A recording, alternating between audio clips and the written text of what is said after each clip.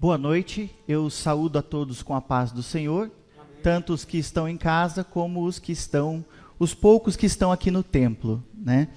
É gostoso cantar, é gostoso louvar a Deus, mesmo com a máscara. Mas já pensou como vai ser bom quando a gente puder tirar essa máscara? Já pensou como vai ser bom poder cantar a plenos pulmões? Dá-me um coração igual ao teu. Pode tomar teu assento. Se você tem a sua Bíblia fácil, eu vou te convidar a abri-la no livro de Gênesis, capítulo 45. Livro de Gênesis, capítulo 45, versículo 12 em diante. Se onde você está, de repente no carro ou em algum cômodo não for acessível, nós vamos projetar na tela também. Gênesis 45, versículo 12 em diante. Diz assim: José acrescentou: Vejam, vocês podem comprovar com os seus olhos, e também meu irmão Benjamim, que sou eu mesmo, José, que falo com vocês. Contem a meu pai a posição de honra que eu ocupo aqui no Egito. Descrevam para ele tudo o que viram e tragam-no para cá o mais rápido possível.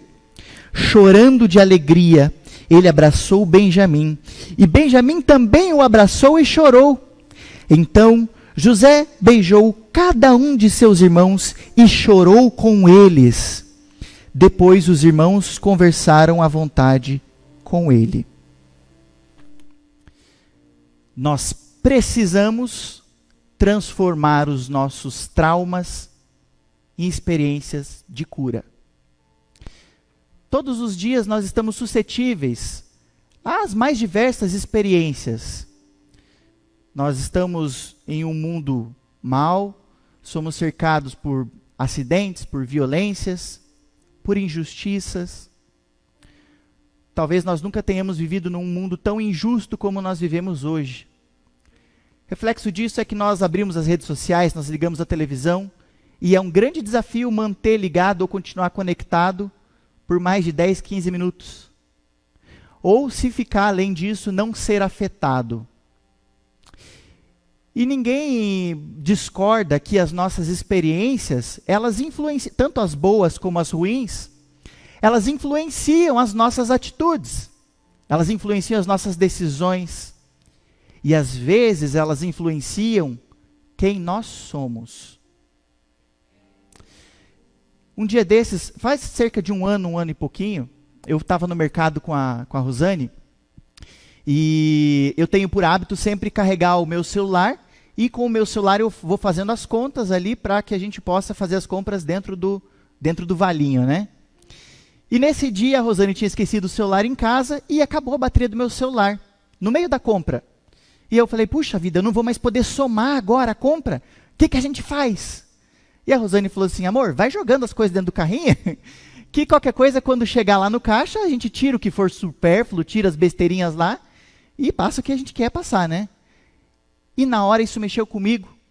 E eu disse, não vai tirar nada do carrinho. A gente vai passar o vale, se faltar a gente paga no débito, e se precisar passar o crédito, a gente vai passar o crédito. Mas tudo que tiver colocado nesse carrinho, a gente vai levar para casa. Ela me olhou assustada. Aí ela falou, tá bom, você está dizendo, né? Eu tenho por hábito sempre refletir a respeito das minhas ações, principalmente quando elas me surpreendem. Você já se pegou surpreso por alguma ação, por alguma coisa que você fez? Falei assim, nossa, por que eu reagi dessa forma? O que será que aconteceu? O que deu? Que bicho me mordeu, né? E eu estava em casa, eu comecei a pensar, eu sou tão tranquilo, né? Aos que me conhecem, por que eu fiquei assim? Por que isso mexeu tanto comigo?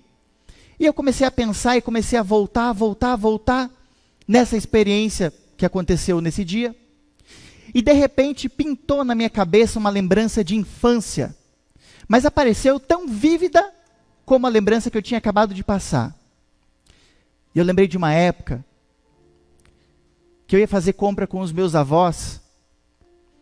E enquanto a gente estava fazendo compra, os produtos eles estavam sendo etiquetados. A gente estava comprando, eles estavam mudando o preço.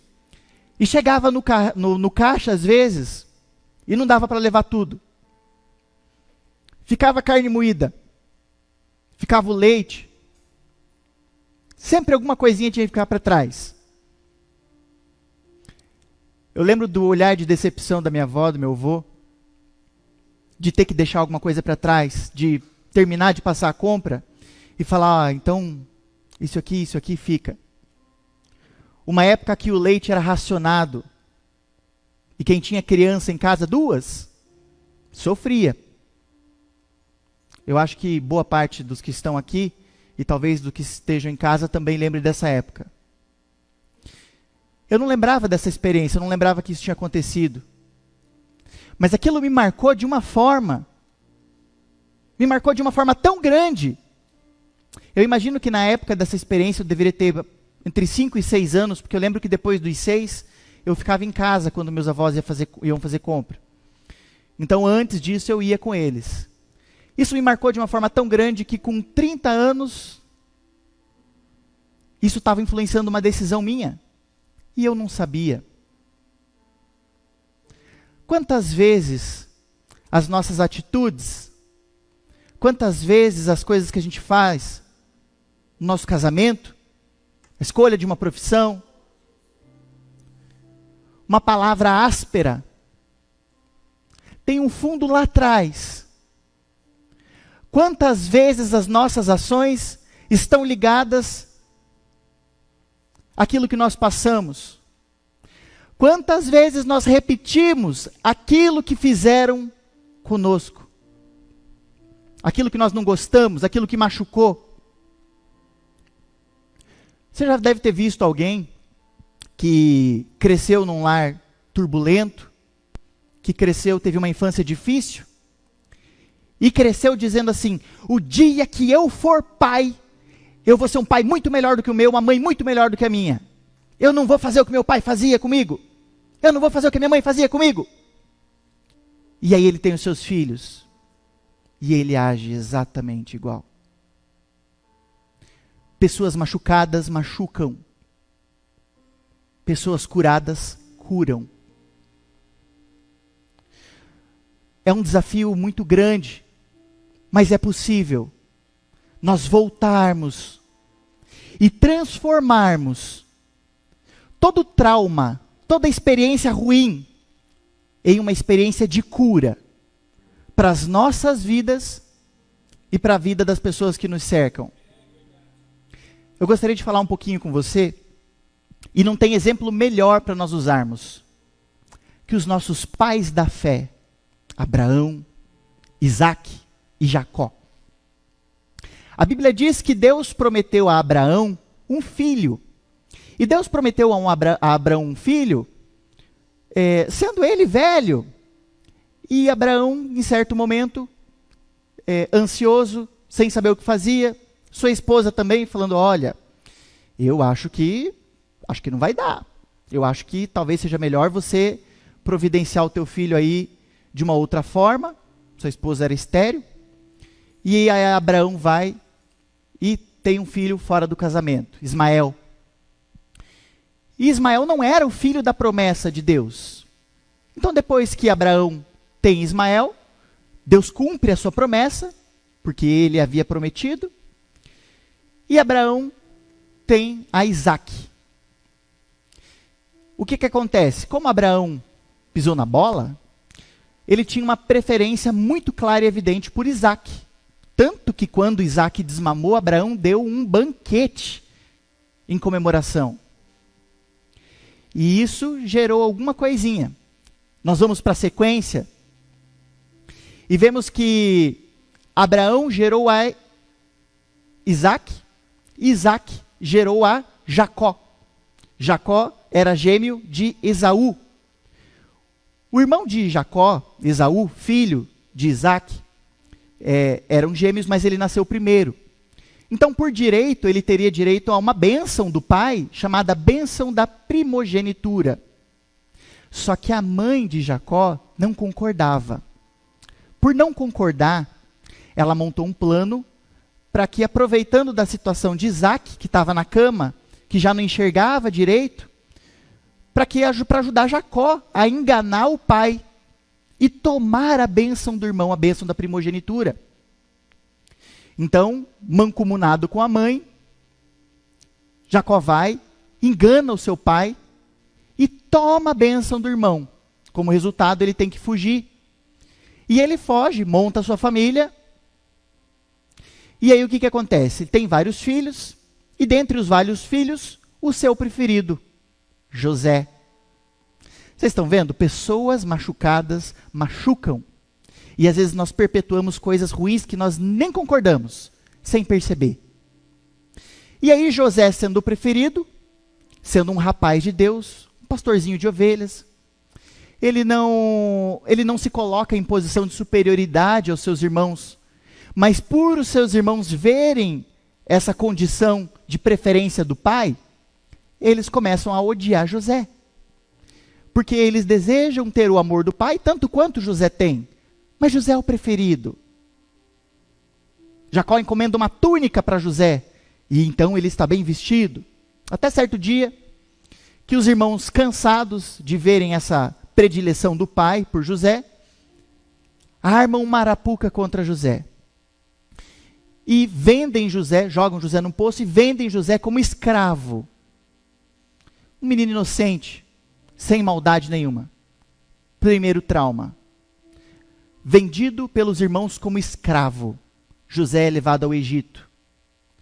No Egito, José, como uma mercadoria, aquele que era tratado com amor pelo pai, é vendido a Potifar, capitão da guarda do faraó. E José, sendo um rapaz de Deus, Potifar começa a perceber que o que ele põe a mão dá certo. É um rapaz organizado, é um bom administrador. E Potifar então fala, olha, já que, esperto, né? Já que ele é um homem de Deus e é perceptível que o que ele põe a mão é abençoado, você vai governar minha casa. José começa então a cuidar das coisas de Potifar. Em certo dia, a esposa de Potifar procura José para ter uma relação com ele. Perceba que nesse ponto, a Bíblia não fala que José apenas negou. Normalmente, quando nós não queremos, quando nós não desejamos alguma coisa, nós somente negamos. A Bíblia diz que José negou e correu, fugiu, porque provavelmente ele queria. Ele estava sendo tentado, mas José foi fiel, se posicionou e fugiu da tentação. Esse é um erro que nós temos. Às vezes nós queremos fugir do diabo e resistir à tentação, não é mesmo? E a Bíblia fala o contrário, ela fala, resisti ao diabo e ele fugirá de vós. E quando chega na tentação, ela fala para nós fugirmos. José correu. Aí a esposa de Potifar acusa José de ter tentado forçar alguma coisa e José é preso, injustamente. Segundo trauma. Na cadeia, José conhece outros 2 prisioneiros, revela os sonhos dele. Um deles era copeiro do faraó, e esse copeiro é solto, volta a servir o faraó, e depois de um tempo, o faraó tem um sonho de que 7 vacas gordas saíam de um rio, depois 7 vacas magras também saíam e engoliam as 7 vacas gordas. E ninguém conseguia interpretar o sonho do faraó. Então esse copeiro, que teve o seu sonho interpretado, fala, olha, tem um prisioneiro lá de nome José, esse rapaz interpretou o meu sonho e deu certo, estou aqui. E então o faraó manda chamar José, José dá a tradução do sonho do faraó para ele, e o faraó também, percebendo que era um homem de Deus, fala, olha, se você tem tamanha sabedoria, talvez você seja um bom gestor. Nesse momento, José se torna governador do Egito, abaixo apenas do faraó. E agora José está comandando e cuidando de tudo, durante os 7 anos de vaca gorda, esperando os 7 anos de vaca magra. Depois de um tempo, a família, que ficou lá atrás, está passando por dificuldades, os seus irmãos saem para buscar mantimento, e encontram José, não sabem que é José, e vão pedir alimento. José reconhece os irmãos. José não sabe muito bem o que fazer, faz alguns testes com eles. Depois de um tempo, a hora que todos os irmãos estão reunidos, José faz isso que nós lemos aqui. Agora, na posição de governador, como homem poderoso, como alguém que tem as virtudes de Deus, mas que foi profundamente magoado. Todas as coisas ruins que aconteceram no caminho de José foram depois que os irmãos venderam ele. Então ele poderia responsabilizar os irmãos por tudo que acontecia. Eu imagino José andando na rua, tropeçando numa pedra no Egito, falando: oxe, se eu não tivesse sido vendido como escravo e não tivesse que no Egito, eu não tinha tropeçado nessa pedra. Então ele podia atribuir tudo de ruim que tinha acontecido a ele, aos seus irmãos. Mas nesse momento, José chora e deixa sair talvez toda a mágoa, todo o rancor, todo o trauma. Sai num choro forte e ele abraça os seus irmãos e pede para que eles busquem o pai que tinha ficado em casa. A história daí para frente segue com um final feliz. A família reunida. José colocou um ponto final num trauma que estava sendo perpetuado entre os nossos heróis da fé. Quantas vezes nós fazemos isso? Quantas vezes nós repetimos isso? Nós transformamos isso num ciclo. Eu penso que poucas pessoas queiram fazer mal de verdade aos seus filhos, aos seus amigos, às pessoas que estão ao seu redor. Por que fazem? Cabe a nós refletir sobre as nossas ações. Cabe a você fazer um retrospecto e voltar. Tenta identificar. Presta atenção nas suas atitudes. Se o seu pai batia na sua mãe e batia em você, se você bater na sua esposa e bater nos seus filhos da mesma forma, você vai estar repetindo. Se o seu pai era beberrão, ou tinha vícios, por que você vai repetir? Nós precisamos voltar. Sozinhos nós não conseguimos. Não há um homem que consiga fazer uma autoanálise e se resolver em si mesmo. Nós precisamos da ação daquele que pode quebrantar o nosso coração, pode nos lapidar, pode nos transformar e nos conformar à imagem do seu Filho. Porque quando nós somos fracos, é então que nós somos fortes. Nós dependemos todos os dias da ação do Espírito Santo de Deus, para nos apontar aquilo que nós erramos, para sarar toda a ferida que está aqui dentro. Nós somos portadores do Evangelho, nós somos portadores das boas novas, e é nossa obrigação não perpetuar traumas. É nossa obrigação servir de experiência de cura para as pessoas que estão precisando. Mas sozinhos nós não conseguimos.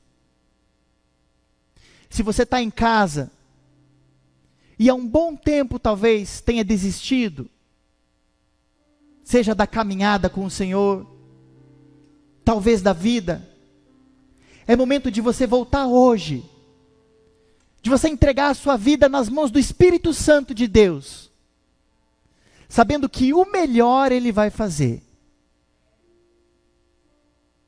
Vocês já pensaram? Se no nosso meio a gente não tivesse que se preocupar com tantas palavras ruins, tantos ataques. Nós moramos num país que diz que mais de 80% da população é cristã. Qual que é o reflexo do nosso cristianismo dentro do nosso país? Será que nós estamos de fato em 80% de cristãos dentro do nosso país?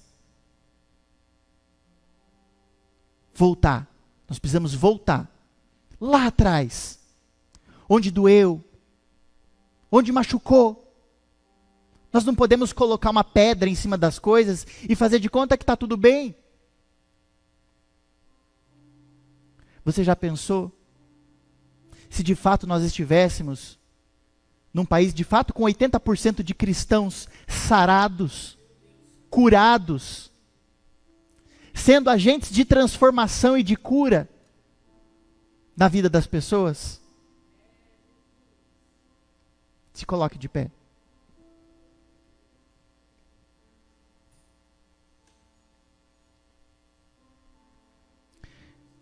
Eu quero fazer um desafio com você nessa noite, para que você tente trazer à memória aquilo que você não quer lembrar, aquilo que você talvez esteja evitando. Pare de evitar agora e deixe o Senhor tratar essa ferida. Pare de fugir e resolva o seu problema agora. Feche os seus olhos. Pai, sozinho nós não podemos fazer nada aqui. Nós declaramos nossa total dependência do Teu Espírito Santo. Precisamos, ó Pai, que o Teu Espírito Santo traga à nossa memória situações que não ficaram bem resolvidas, perdões que precisam ser liberados, perdões que precisam ser pedidos, Senhor. Senhor, às vezes nós pensamos que nós somos tão fortes, que nós somos bons, mas nós não somos nada, Senhor. Quebranta agora, Espírito Santo de Deus, o nosso coração.